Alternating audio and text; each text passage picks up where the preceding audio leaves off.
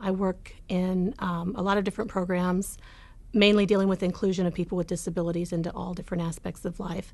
I have had previous experience in the disability field working with the Kansas City Regional Center, and my main experience is the mom of a 20-year-old who has developmental disabilities.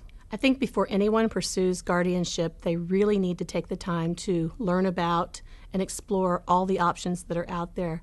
I think people assume that when their child turns 18, that they must get guardianship if their child has a disability.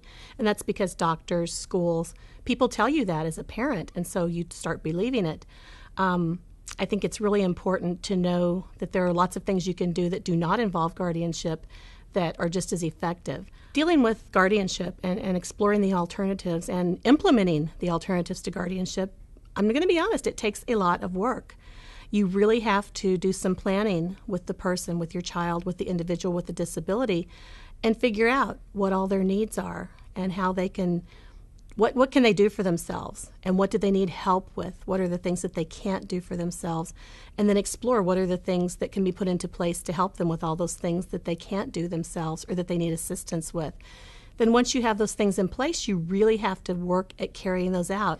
So before anyone pursues guardianship, they really should think about what that individual's unique needs are. Everybody's different. So you need to figure out what they're going to need help with, what they're going to need support with, and what supports are already in place. You need to think about what are the other alternatives to guardianship that might solve any issues that you might be worried about.